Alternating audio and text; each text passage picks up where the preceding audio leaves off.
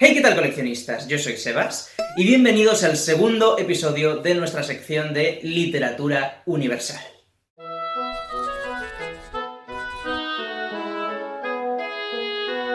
Antes de comenzar con el episodio, una serie de aclaraciones.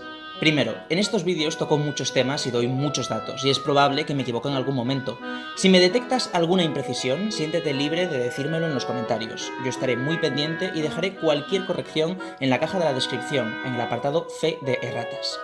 Segundo, mi idea es que, mientras hablo, puedas prestar atención al vídeo y disfrutar del contenido, pero si deseas tomar apuntes, que sepas que en el lado izquierdo irá apareciendo un esquema de cada punto que vaya saliendo, y esto puede servirte como guía del temario. Y tercero, aunque todos los episodios están pensados para entenderse por separado, sería conveniente seguir el orden cronológico, que viene indicado en el título del vídeo. Este, por ejemplo, es el segundo. Ahora sí, que comience el vídeo.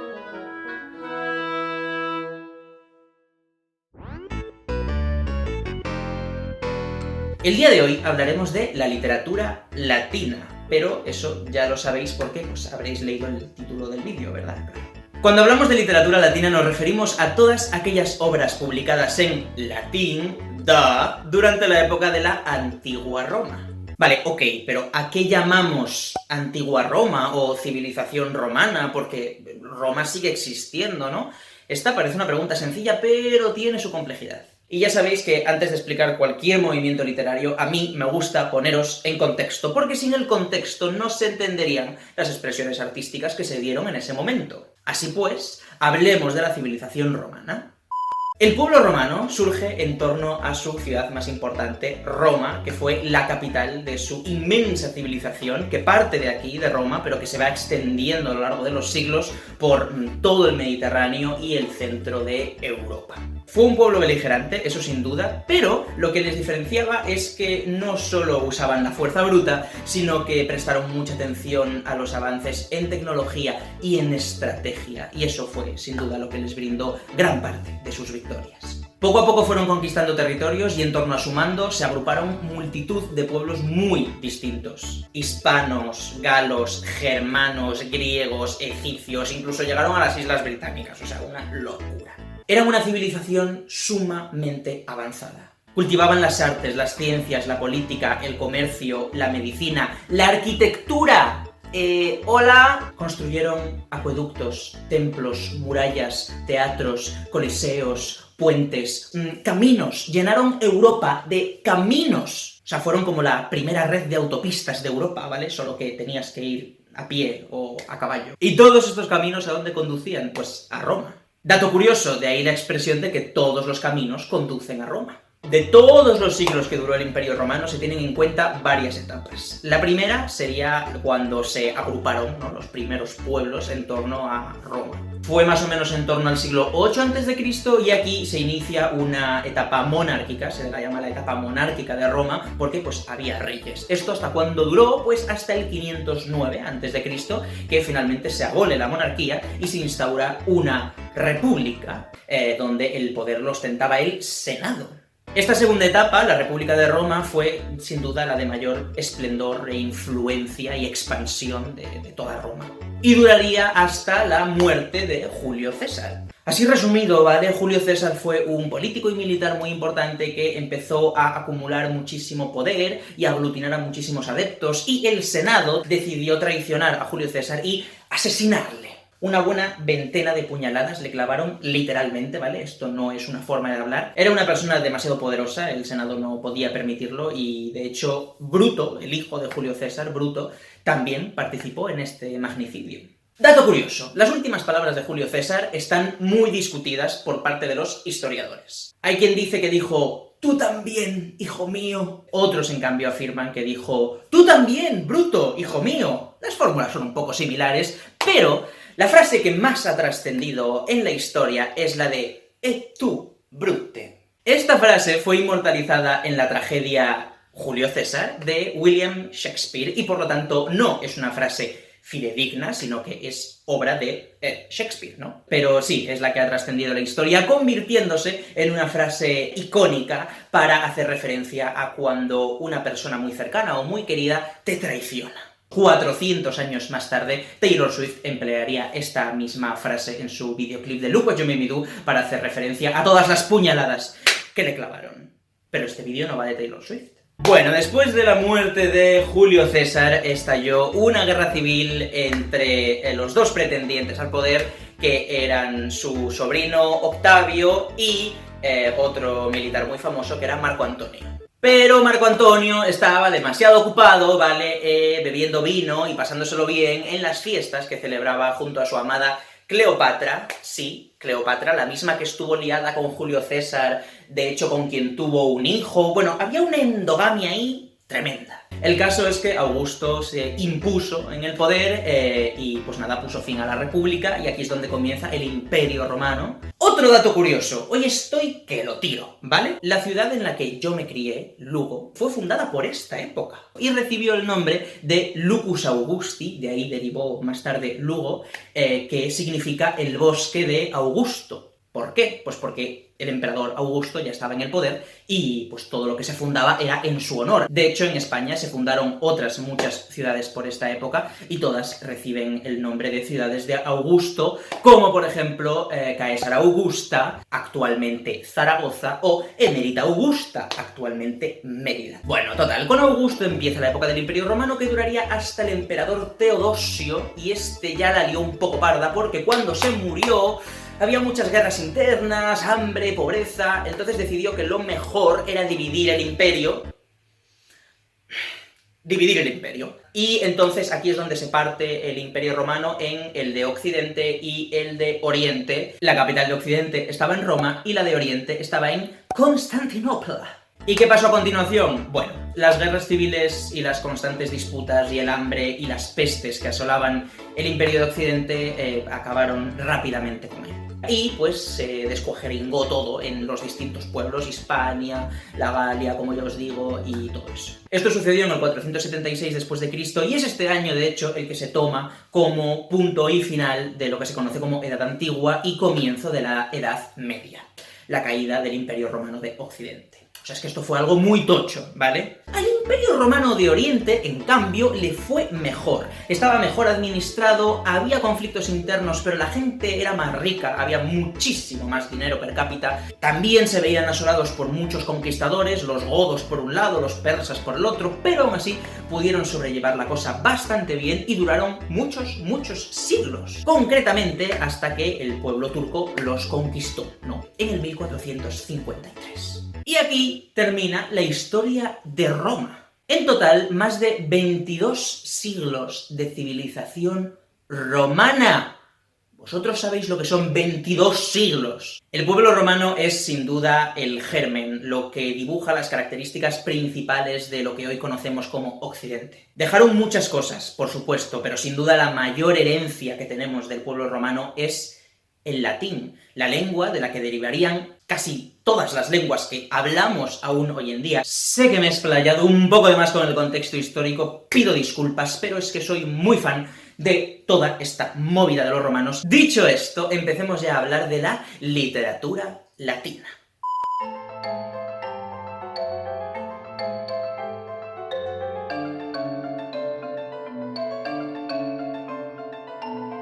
Esto me hace mucha gracia en el fondo porque es imposible acotarla y daros unas características fundamentales de la literatura latina porque es que está muy dilatada en el tiempo y podréis comprender que nada tienen que ver las obras que se crearon durante la monarquía o durante la república o las que se escribían ya en Constantinopla. Incluso si nos ponemos quisquillosos, ya terminada la civilización romana durante la Edad Media, se compusieron obras en latín. Incluso bien entrados en el Renacimiento se seguían componiendo obras en latín. ¿Las consideramos literatura latina? Es que es complicado esto. Pero no os preocupéis, porque no vamos a darlo todo. No tendría sentido. Solo daremos la literatura latina más importante. Y casualmente, bueno, casualmente no, luego veremos que esto no fue casual, pero bueno, las obras y autores latinos más importantes se dieron más o menos en la misma época en lo que hoy conocemos como la tardía república y el temprano imperio. A este momento también se lo conoce como la época clásica de Roma. Y vosotros os preguntaréis ¿por qué? ¿No? ¿Por qué sucede esto? Vale, vamos a hacer un pequeño ejercicio. Os propongo un ejercicio de visualización. Si yo os pido que penséis en Roma, ¿qué os viene a la cabeza? Os viene a la cabeza, pues, el Coliseo, la película de Gladiator, personajes como Julio César, Augusto, Nerón, Cleopatra, o incluso obras como Asterix y Obelix. Vale, pues casualmente todos los referentes culturales que tenemos de Roma pertenecen a esta época de la que estamos hablando, de la tardía república y el temprano imperio, y por eso cuando pensamos en Roma, seguramente pensemos en esta Roma. Fueron los años de mayor prosperidad, cuando más territorios se conquistaron y más se expandió su poder en el mundo conocido por aquel entonces. Y fue precisamente también en este momento de fin de un régimen y comienzo de otro, donde eclosionó toda la cultura latina. ¿Recordáis en el último episodio, el de literatura griega, donde dijimos que terminaba la antigua Grecia, la civilización griega? Va desde la Edad Oscura, que sería como en el 1200 a.C. más o menos, hasta la conquista de la civilización griega por parte de los romanos, concretamente en la batalla de Corinto, en el 146 a.C. Efectivamente es aquí, en esta época, donde Grecia se une a la civilización romana. Y recordáis que decíamos que los romanos estaban muy influenciados por el arte y la cultura griega, que las obras romanas imitaban constantemente los modelos y los mitos griegos. Bueno, pues entonces no es casualidad que las obras y autores más influyentes de la literatura latina se produjesen justo después de la anexión de Grecia a Roma. Y los romanos estaban fascinados por los griegos. O sea, lejos de querer matar la cultura y el arte de esa civilización, algo que sucede bastante con los conquistadores, los romanos estaban maravillados por aquello y querían que formase parte de su historia. Y de hecho, muchos romanos empezaron a plantear la idea de que ellos en realidad procedían de los griegos. Pero bueno, de eso ya hablaremos más tarde. Empecemos pues con los géneros. El primer género del que quiero hablaros es la poesía lírica. Old Friend ya la conocemos. ¿Por qué? Porque se dio en la literatura griega. La lírica era una poesía romántica, bucólica, intimista, todo lo pomposo, todo lo rosa, todo lo enamorado, pues lo componían en poesía lírica, ¿vale? No me voy a demorar mucho en explicaros las características principales de la poesía lírica, porque está calcada de la griega. Simplemente recordaros que tenía un carácter muy personal y muy subjetivo. Es decir, tú, cada obra de poesía lírica la puedes interpretar de una manera distinta. Que es que lo mismo le podía estar cantando un junco y una persona interpreta que es un poema de amor y otra que es una oda a una batalla. ¡Muy loco! Hablando de odas, este era el nombre que recibía el género de poemas de poesía lírica, las odas, en Roma, ¿no? O Carmen también se podían llamar. La siguiente poesía de la que quiero hablaros sí que es nueva, no la hemos mencionado aquí, es la poesía didáctica.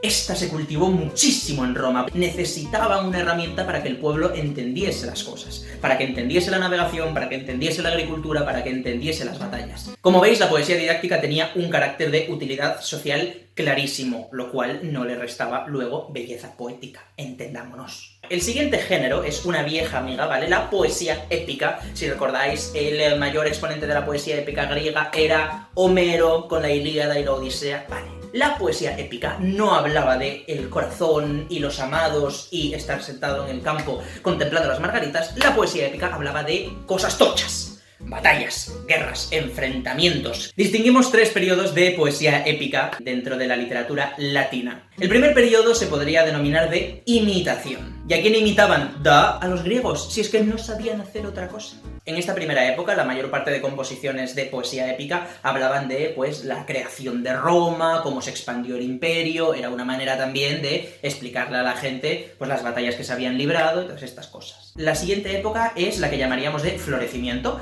que equivale más o menos a lo que hoy en día llamamos la época clásica de Roma, y la obra por excelencia de esta época es, sin duda, la Eneida de Virgilio, de la que no os preocupéis, hablaremos más adelante porque es que hay que hablar. Y finalmente, el último periodo, ¿no?, de la poesía épica es la que se conoce como decadencia, porque pues se van componiendo menos obras, el imperio va decayendo, esto hay que entenderlo, la obra cultural de Roma tiene un auge en el momento en el que Roma está en auge y tiene una decadencia en el momento en el que Roma está en decadencia. Y en esta época se dejó de utilizar el recurso mitológico en la épica, que es algo que nunca se había hecho, ni mencionar, por ejemplo, la Odisea, que va de que Poseidón no deja de ponerle trabas a Ulises para que llegue a su casa. Pues no, cuando llega esta época de la decadencia simplemente se cuenta la historia de Roma desde un punto de vista más fidedigno, como por ejemplo la caída de la ciudad de Pompeya, o asedios a ciudades, batallas, etc.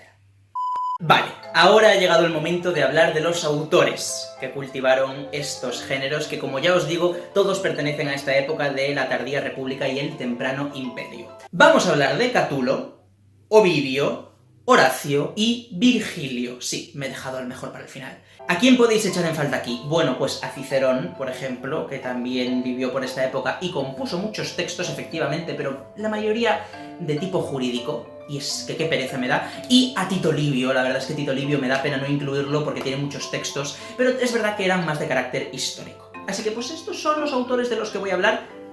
Sorry not sorry. Si tienes curiosidad, pues googleas. Cicerón. Oh, mira qué hizo Cicerón. Anda, publicó este texto, anda, publicó este otro. Oh, Tito Livio. Ay, a ver Tito Livio qué escribió. Y ya está. Empecemos con Catulo. Catulo nació en el 85 a.C. en la ciudad de Verona. La ciudad de Romeo y Julieta, pero eso lo escribió William Shakespeare mucho después. Creció en el seno de una familia muy influyente. Su padre, de hecho, era amigo de Julio César. Cursó estudios en Roma, donde se estableció en el 62 a.C.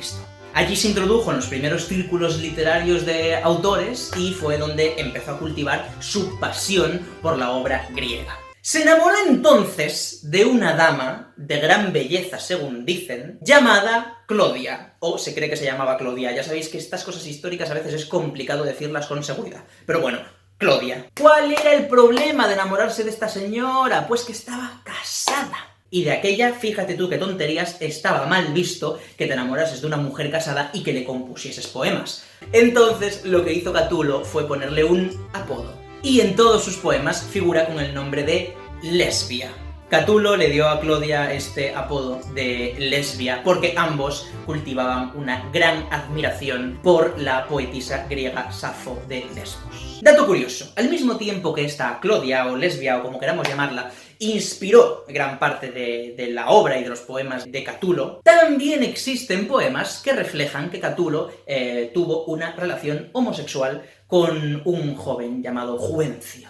Y tiene poemas muy interesantes, dejadme que os lea, por ejemplo, esos ojos tuyos de miel, Juvencio, ¿quién me diera besarlos sin parar? Sin parar los besaría 300.000 veces y me parecería que nunca quedaría satisfecho. Luego tiene otro, el 99 de este mismo libro. Juvencio, te robé un furtivo beso, a ti, que eres de miel, aún más dulce que la ambrosía dulce. Bueno, total, que finalmente Catulo muere muy joven, con 30 añitos apenas, en el 57 a.C., en la ciudad de Roma. Como habréis podido deducir, Catulo cultivó la poesía lírica, concretamente la poesía lírica amorosa, aunque con ciertas innovaciones, como por ejemplo una gran presencia de la erótica. Ovidio. Bueno, Ovidio nació en el 43 a.C. en Sulmona. Ovidio se crió en el seno de una familia adinerada y eso le permitió ir junto a su hermano a recibir una educación en Roma. Fueron a estudiar retórica, en principio para dedicarse al derecho, pero rápidamente Ovidio vio que sentía más predilección por la obra artística. Esto enfureció bastante a su padre, que le decía que se centrase en una carrera de verdad, por favor, que no fuese escritor, que eso le condenaría a pasar hambre, pero Ovidio, aunque intentó centrarse en el derecho, pues no podía evitar componer poemas, y pues sí. De todos modos, luego el padre se murió, también se murió su hermano, entonces él como que lo heredó todo, y entonces ya tenía tanto dinero que se pudo dedicar a componer poemas sin ningún tipo de problema financiero. No obstante, tuvo un enfrentamiento con el emperador Augusto en el año 8 después de Cristo, y le desterraron de Roma a la ciudad de Tomis, que está actualmente en Rumanía. Allí pasó el resto de sus años hasta que murió en el 17 después de Cristo, y este destierro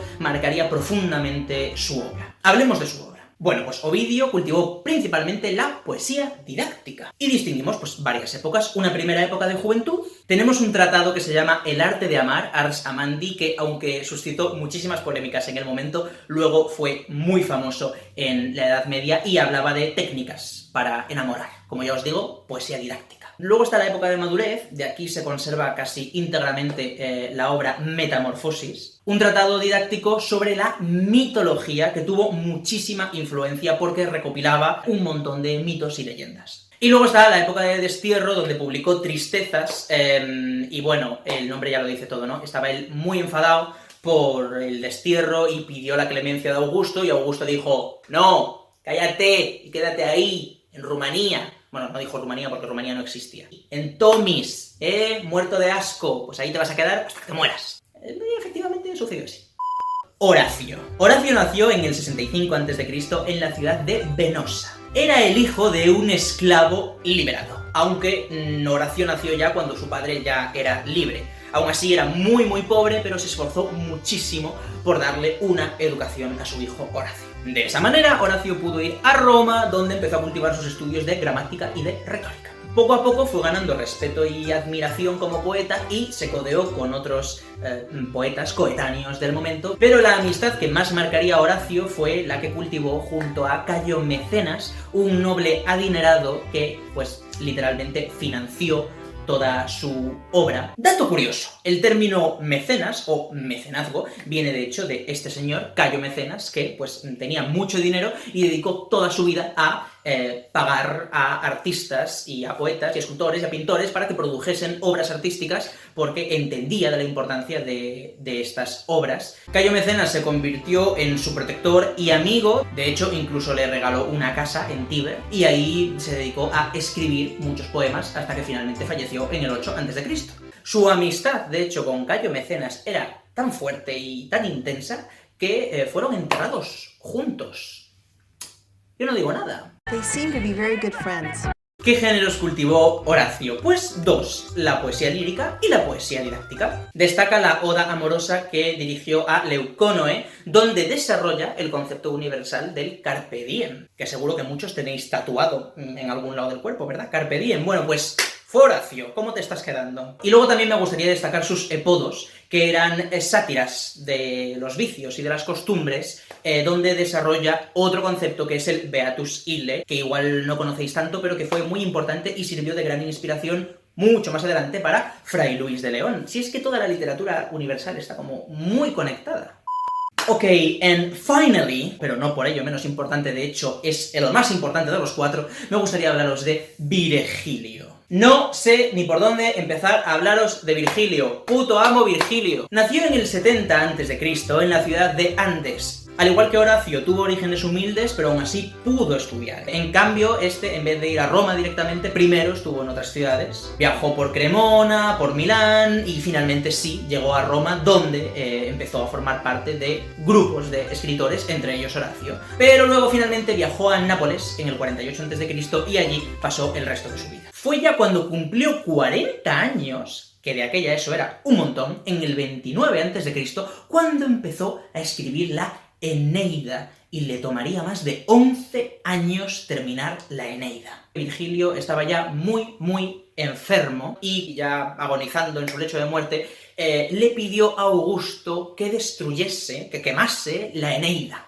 No quería que la leyese nadie. Por fortuna, Augusto se negó rotundamente a destruir la Eneida, y es gracias a eso que hoy en día conservamos, sin duda, el texto más importante de la literatura latina, y Virgilio moriría poco después, con 51 años. Antes de profundizar con la Eneida, que es una obra de poesía épica, me gustaría decir que Virgilio también tiene composiciones de poesía lírica y de poesía didáctica. Concretamente, en la poesía lírica destaca su obra Las Bucólicas, muy inspirada en la obra de Teócrito de Siracusa. No sé si recordáis que en el episodio anterior lo comentamos, era un autor griego muy importante, y pues este arte de la poesía amoroso, bucólica, pastoril está muy reflejada aquí. Y luego en poesía didáctica destaca las geórgicas, que son poemas que tratan sobre el cultivo del campo y el amor y la naturaleza. Su intención principalmente con las geórgicas es recopilar mucha información sobre las labores del campo para poder enseñarla pues a través de poemas, no para que sea divertido, en vez de tener que leerte un tochaco. Además, mucha gente igual ni sabía leer, pues lo que hacían era que te componían un poema y te explicaban cómo había que labrar el campo. Muy inteligente. Pero bueno, como ya digo, sin duda su obra más importante es de poesía épica, y es la Eneida, que no es tan conocida como la Ilíada o la Odisea de Homero, pero que sin duda tuvo muchísima relevancia. Y de hecho están conectadas. La Eneida es la epopeya romana por excelencia.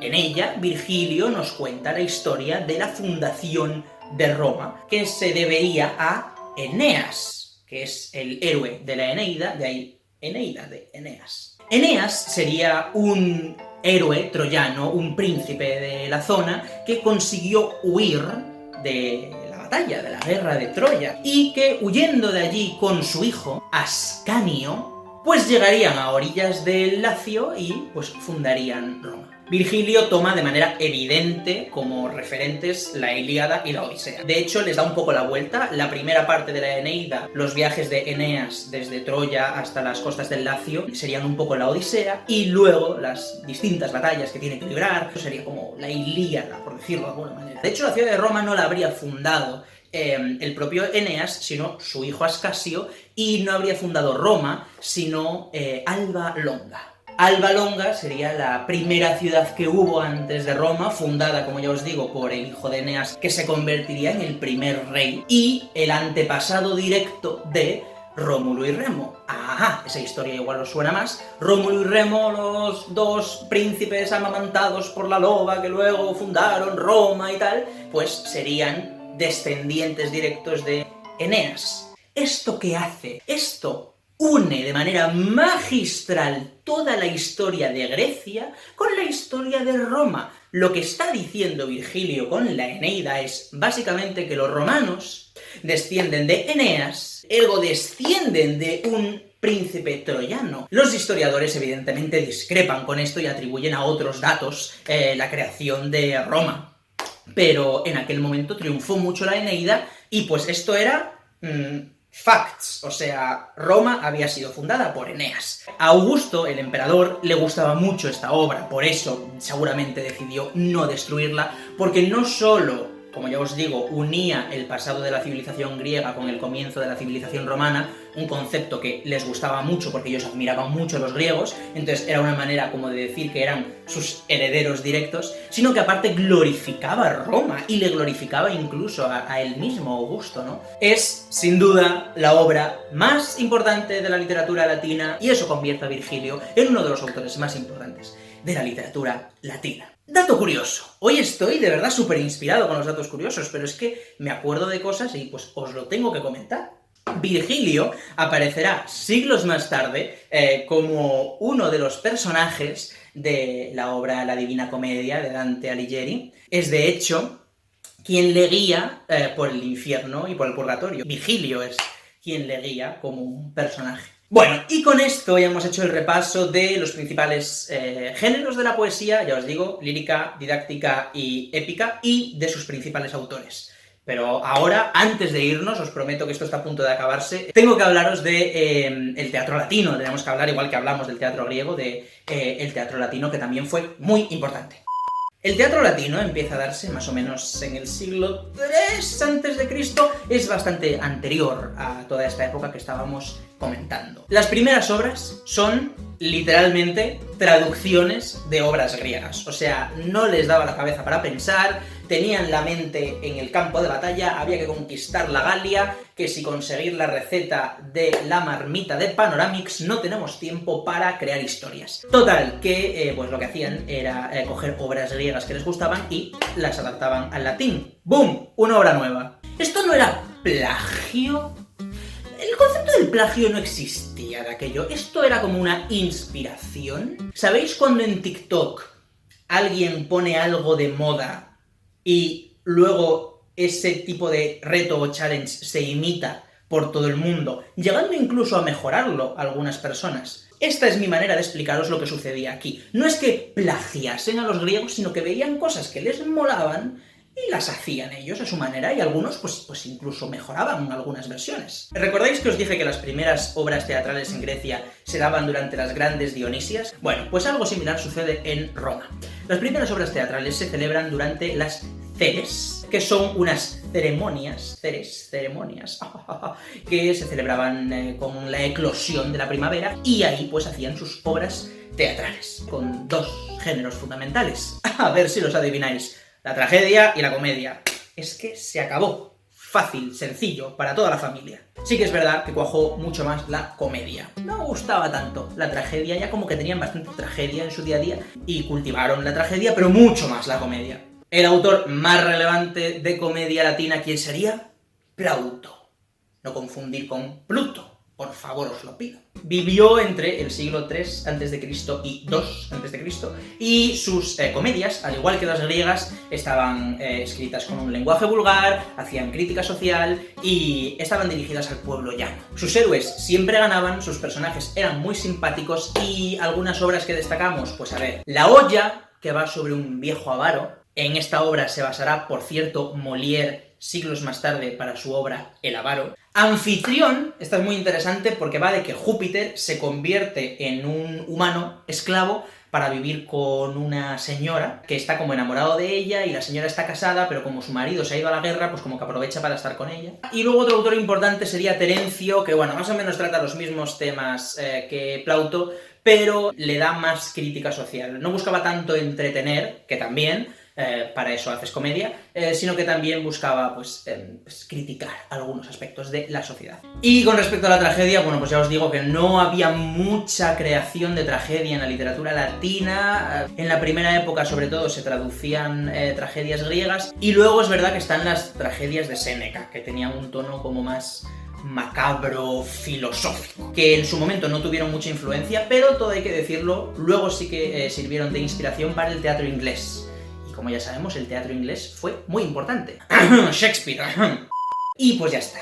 Espero que os haya gustado el vídeo de hoy. Si así ha sido y queréis apoyarme para que siga creando estos episodios y mucho más contenido, podéis hacerlo de varias maneras. La primera, por supuesto, es dándole a me gusta, comentando y compartiendo este vídeo para que lo vea mucha gente. Y si queréis apoyarme de una manera pues más incisiva, podéis haceros mis mecenas, que hoy además hemos descubierto de dónde viene la palabra mecenas, de Cayo Mecenas. Vosotros podéis ser mi Cayo Mecenas y yo puedo ser vuestro Horacio. Si os hacéis mis Patreons podéis ayudarme a crear un montón de contenido y yo os estaría eternamente agradecido. Y nos vemos en el próximo vídeo del Coleccionista de Mundos. Hasta entonces, recordad, larga vida a los libros.